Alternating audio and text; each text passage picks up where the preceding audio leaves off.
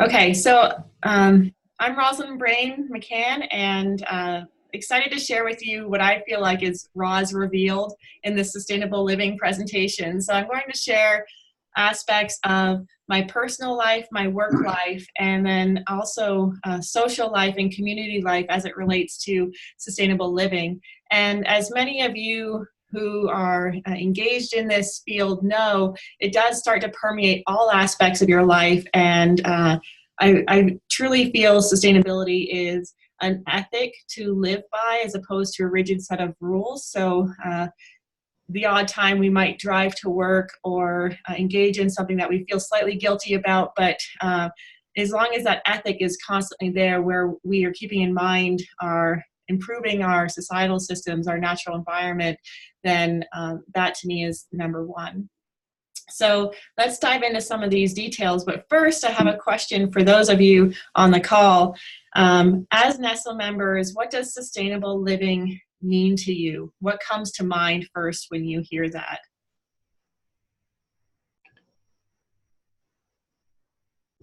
I think about using less and recycling, making sure our waste, be more accountable for the waste that we're generating, and trying to reduce the amount of driving that I might have to do, for example, try to double up on errands and things like that, so I'm not hopping in my car every 10 minutes just because I think of something. That, ways and we're having as a smaller footprint as possible. That's what I think about. Yeah, Mark, you said it well. That's exactly the path I was going to go down. Roz, I think about future generations and how my actions impact them. And when I do something that's less than perfect, I try not to be too harsh on myself and try and think, okay, how can I do this next time? How can I make sure I remember to do this instead of that? And think about future actions instead of harping on, oh, I screwed that up and I, forgot to bring my tiny little sustainable fork with me instead of, using the plastic fork that was offered at the event I was at. Yeah, we've got to be gentle on ourselves, right? Otherwise, we'll beat ourselves down with these issues because we are fighting the tide. We live in a world that the message is pushed that we must consume to be happy, to feel adequate as human beings, and we're actively working against that. And that ultimately results in the odd time stumbling. And I think it's really important to check back in with yourself, make sure that you're not being too hard on yourself as you work towards this accountability, as Mark was talking about, and path to lower our footprint and do the best we can with that. So yeah, that's very similar to how I feel with sustainable living. And like I said, it permeates all aspects of my life. And I'll start with the home. So how have I practiced sustainability in my home life? So this is our home in Mulberry Grove in Moab, and our home is in a walking, biking only community, and it is a straw bale home, and we built the home with no gas line running to the house, and it's 100% electric, and 100% of our electricity is covered through our solar panels. In fact, we overproduce solar energy and feed that into the grid. And I called Rocky Mountain Power, our service provider, and asked what that meant for Utah when people are feeding into the grid with their solar energy. And it is a direct offset of fossil fuel use by the state. And so I don't feel bad that I fed over 10,000 kilowatt hours into the grid through our home. Our roof is Energy Star metal, one of the highest ratings that will keep our home cool as needed and reflect that sunlight, which is pretty harsh at times in Moab. These north gardens here are, so we're looking south towards my house if you want to orient yourselves, but the gardens on the north side of the house are fed through a gray water system. So for most of the year, except for our very coldest months in December, January, I turn a three-way valve in my house that transports my bath and laundry water to my landscape instead of to the sewer system. And so that feeds there a cherry tree, or two cherry trees, a plum and a nectarine. And Then also in there, we've got lavender and yarrow and various plants that are working together as a functioning forest system in permaculture design. Instead of planting, let's say, Kentucky bluegrass around a tree where both the fruit tree and the Kentucky bluegrass would be shallow feeders and competing with each other, and Kentucky bluegrass is extremely water intensive. Here's a system that's low water, and it's using wastewater and putting that into something that grows food for me. So it's, to me, a win-win situation. And I love lavender, so of course I have lots of that growing in the front yard. The wood that we have there on the house is salvaged. Some of it's salvaged, the rest is forest, FSC certified Forest Stewardship Council wood, and we bought it as locally as possible from a mill in Dolores, Colorado. And the walkway, the wooden walkway you can see there entering into the front of the house is through leftover porch material. So we really tried to make the most out of our leftover materials. I think that's all for that photo. Here's a picture of the walls exposed as we built the house. So my husband designed the house and we built it as owner builders. And you can see the bales are just literally stacked there on edge, and then we stuff the top to fill in any of the gaps. Straw bales have a very high R value, so the insulated value is, I've heard, generally between 35 and 55. And that's very high. So what's great about that is with our roof overhang, we have passive solar as well. So that summer sun, given the angle, doesn't penetrate into our southern windows, and the house stays cool with those thickly insulated walls. But the winter sun penetrates into our large south windows, which I'll show in a second. And that ends up heating our house mostly for the winter. We rarely have to use our heat, which is an electric radiant heat system. Here's the south side of the house. You can see those large south windows, and there's the solar panels there on the roof. And we cool our house in the summer with a swamp cooler. So wouldn't work in some areas like Florida because it's so humid. But in Utah, Arizona, swamp coolers are very common and use evaporative cooling and very energy efficient for heating or for cooling your house. That's our dryer on the left, and there's River when he was really small in the clothes basket, my son. So we only have a clothesline. We didn't put any dryer in the house because we live in a desert. It's rarely raining, although it is today. And we have laundry on the line that's being rained on right now. And but the rest of the year, you know, we do very well with having a clothesline. And even with using reusable diapers with River, we rarely had an issue where we had a backlog of laundry, and if worse came to worse, we just would hang it in the house. It just took longer to dry. During the summer, laundry dries on the line in Moab between 30 and 45 minutes, so it's about equivalent to a dryer anyhow. In the background there, you can see our rain tank project in progress. That is a 1,500-gallon rain tank that harvests off the south roof, and we use that for supplemental irrigation in the backyard. Here's the kitchen. So the furniture in our house is almost entirely hand-me-down, either from thrift stores or from people who are purging furniture. And I actually can't think of anything that we have furniture-wise that's brand new offhand. So just a couple things to point out with the kitchen. Energy Star appliances, but those hanging lights are actually LED lights on a dimmer. So they look like they're antique light bulbs, but they're LEDs, and you can dim them or brighten them. So pretty neat technology available nowadays. Even the Buddha was, someone was getting rid of that when they were moving, so I took that on as well. And the egg cartons, we throw our egg cartons up on top there, and once in a while when we're out of eggs, I run over across town and get them from a local farmer who stockpiles them in a fridge and leave $3.50 and pick up my eggs. I think that's the main elements to share about the kitchen. Our ceiling lights are all LED as well. And let's move on here to these pictures. You can see some of the thickness of the walls with that straw bale design. And The couches were bought used, so is the coffee table. That's why our kitchen chairs all are mismatched, because they're all hand-me-down. The oak table was actually something that someone was debating throwing out, and it had paint and some scratches on the top, and we sanded it down. It was a beautiful oak table, and we refinished that and salvaged that into our kitchen table. The cactus there in the corner, someone else I thought it was too big for their space, and so I took that as well.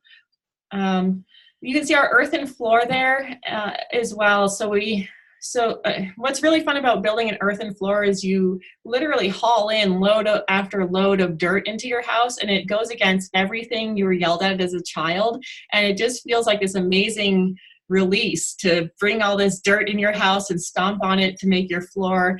And that's literally how the floor is made. We had a party where we provided beers and food for the community, and we had about 30 or so people come out and do our floor stomp. So we play music, and you literally dance on the floor to compact the lower layer, and then we also have compactors as well, metal compactors, and stomp that down.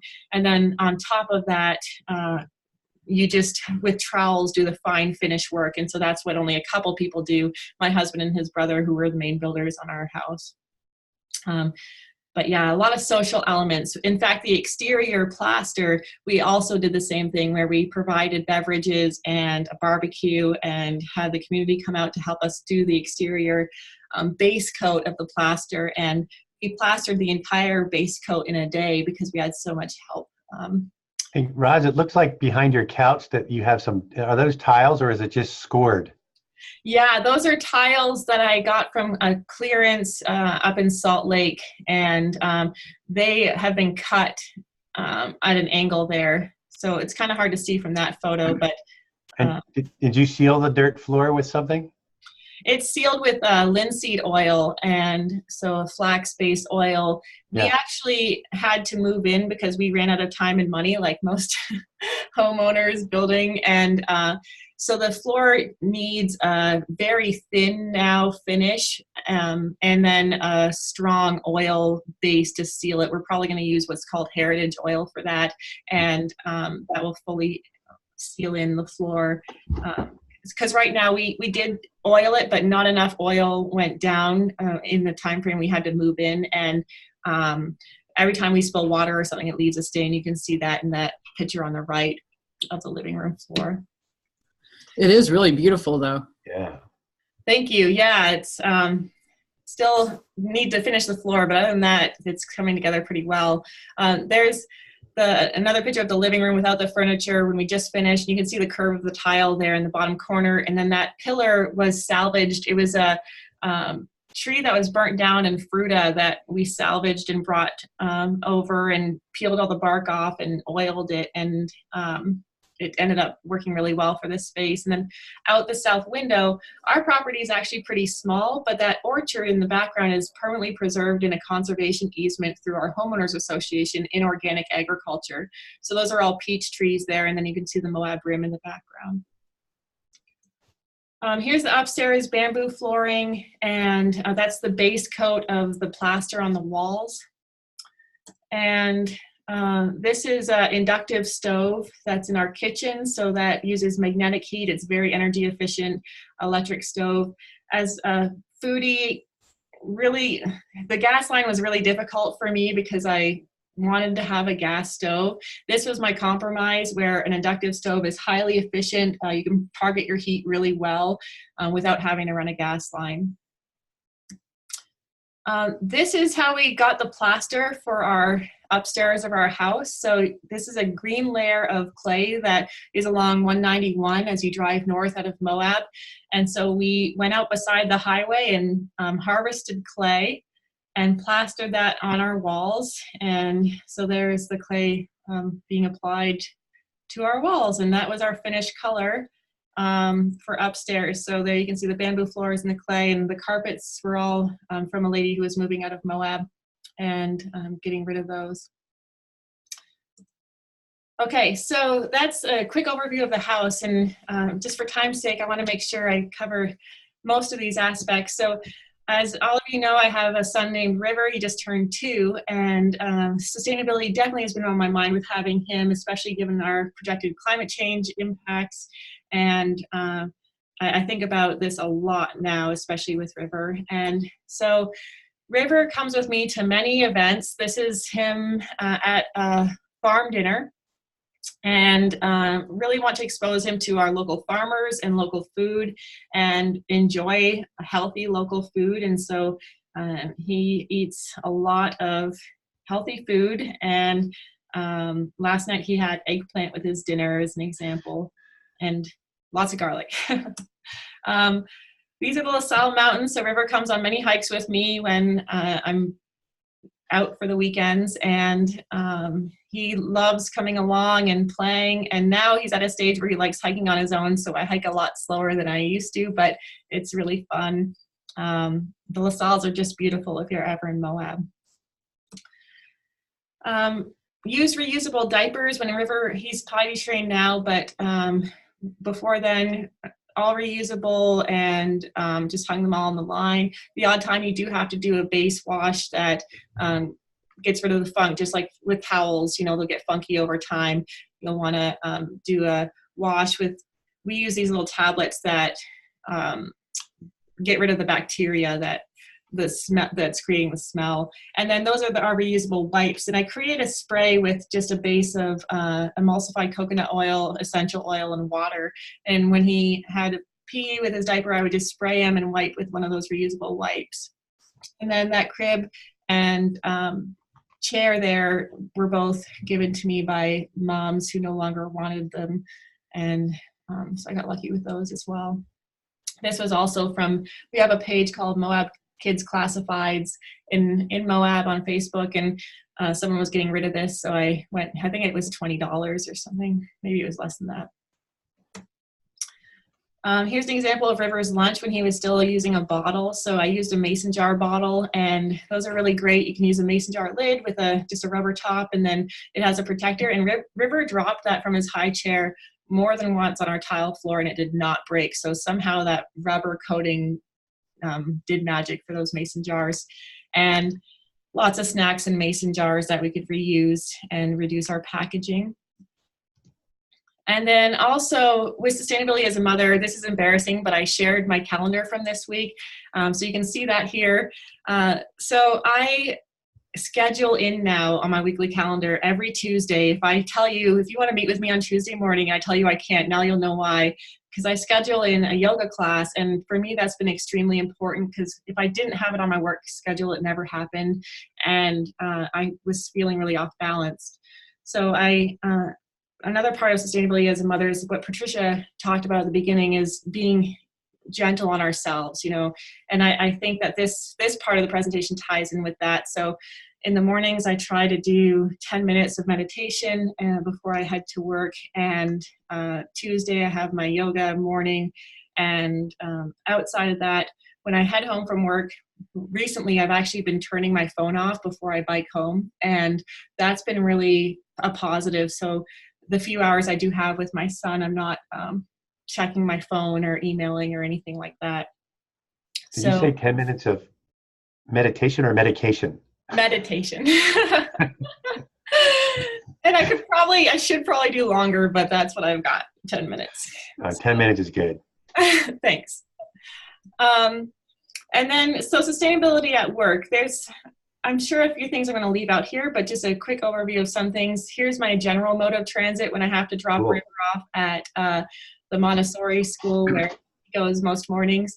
So he rides like a chariot in the chariot back, and loves it. And he really enjoys the bike trailer, which makes it easy for me. And then if I have extra stuff I need to bring to work, I put him in the panniers.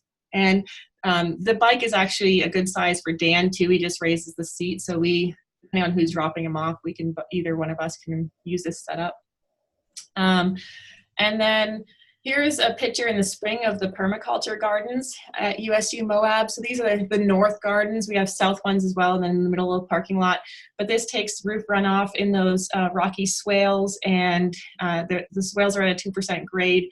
And those are growing cherry trees and jujube trees, plum trees, nectarines, apple, and there's a mimosa tree that's a nitrogen fixing tree, and a range of trees. And then under the shrub layer, there's Apache plume and currants, and there's a whole range of great shrubs like making cherry. And then the lower layer, plant layer, we have lavender, yarrow, again, a range of different plants. And then it's also native grasses like Indian rice grass, very important culturally, but also a great soil stabilizer along banks and things like that. So there's a whole range of plants in this small space. And that's banana yucca. You see there, that spiny plant. They're also edible. And then the pergola is also a social space.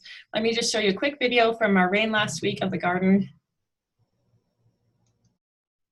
So I'm highlighting here in this video the rocky swale that's filling with water in the rain event. And this is a sign that connects this garden with many other signs in Moab called Bee-Inspired Gardens.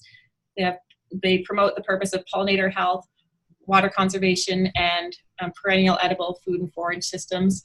And that was a native bee hotel that I just stopped out there for a second.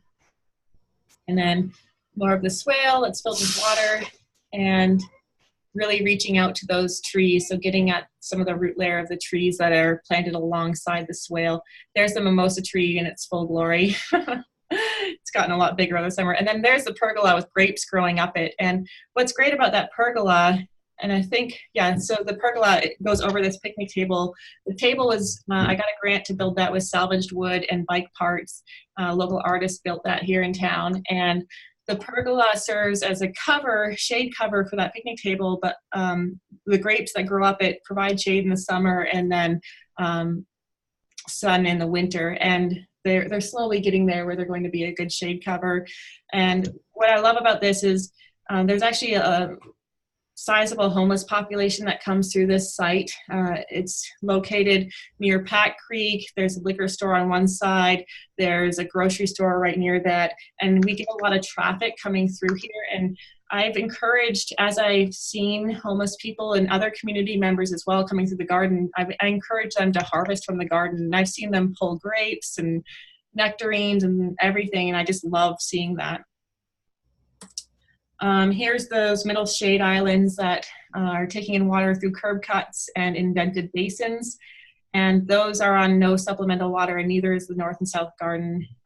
And we have a backup rain tank system at USU to harvest that water. Here's a lunch example of what I bring to work with my bamboo cutlery set and mason jars and glass jars. And then if I produce plastic packaging, grocery stores not only take grocery bags, but they take all flimsy packaging. And so bread bags, cereal bags, things like that. And so I recycle those at the grocery store. Kleenex goes in compost, and then the containers are reused. I had idle-free signs installed at work as well to reduce idling.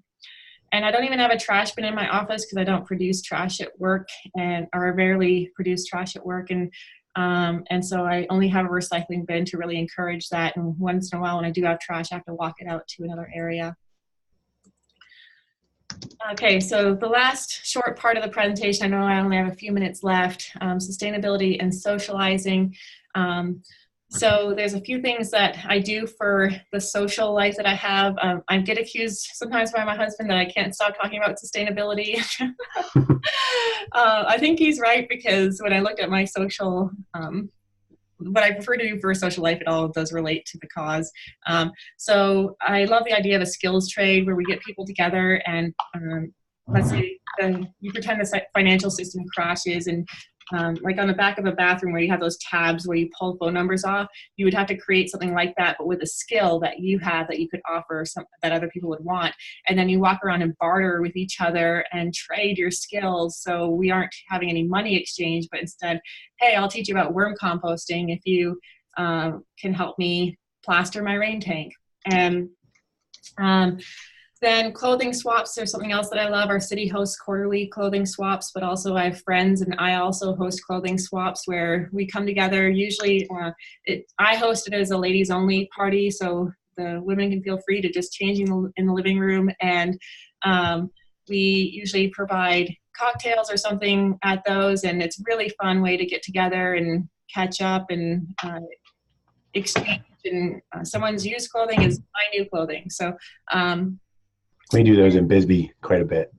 yeah, they're really fun. Yeah, I've been to both co-ed and female-only parties, and they're both really great. And I'm glad that they're in other areas too. It's just such a wonderful thing to do. I encourage my undergraduate students to do them as well. Tree planting workshops, I've hosted those in Mulberry Grove where I live to help replace some of the aging trees there. We've planted 30 trees this year, young trees to replace. We lost some because it's been an extremely dry year, but some of them are still doing great. Worm composting, I always love teaching people about that. I'm happy to have people come over and I share the worms. I'm guess known as the worm lady. And then I always give house tours if people want them in Moab of our home. And toy swaps and dumpster finds are something else that's really fun. River's favorite toy for a very long time was this trike that he would ride around the neighborhood with. I pulled it out of a dumpster. It was on top of a dumpster, and it was missing a screw, and it was a 60-cent fix. So that ended up being his favorite toy, and I just disinfected it, and he used that for months. Seed swaps are a wonderful thing to engage in. Our town has bike dance parties where they have loudspeakers and they're operated by solar panels, and about 30 or more people get together, and there's usually a costume theme every month. This last theme was pirates.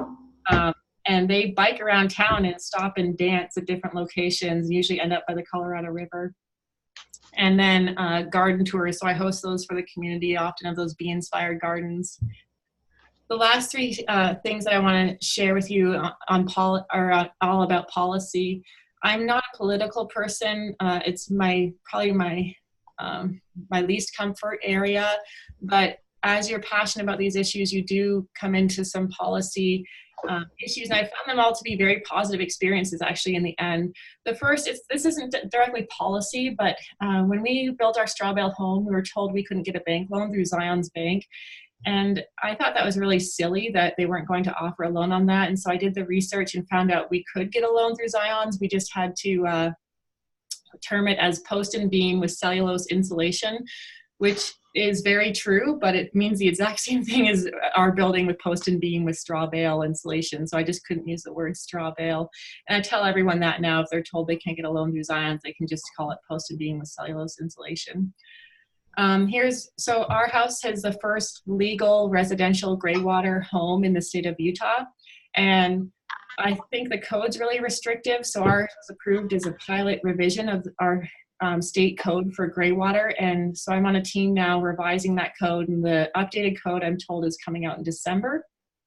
And that code is more like Arizona's, which allows for gravity-fed systems at a 2% grade. It's not as lenient as Arizona's that is a best management practice, but it's way more lenient than we currently have. And so I think Utah is going to come a long way with this new revision of the code.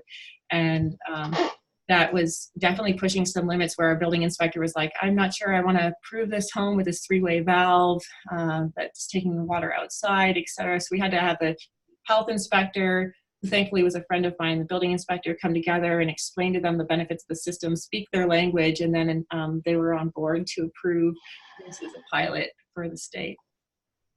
And then also on the side, I most recently wrote the ordinance for a plastic bag ban for Moab using Park Cities as a baseline, and presented to City Council, showing them that for over a decade, community members have been wanting a single-use plastic bag ban, and just kind of feel like I sealed the deal with efforts that were already discussed for over a decade. And that is enacted now and will take place January 1. Awesome. So there's my presentation on sustainability in my life, and hopefully that gives you some ideas. And I was hoping to get some feedback from you all, but for time's sake, we'll have to end there. And great stuff, Roz. That's really great. Thank you. You're a Yeah, that was model. fun. Thank you all. Yeah, I definitely feel how Patricia feels. There are times where I do make mistakes, or where I drive long distances, things like that, and yet that's part of our lifestyles, and it's something that we need to accept and be easy with ourselves on and with, and know that by and large we're doing the right thing and pushing for positive change. Thanks for taking the time to hear that, and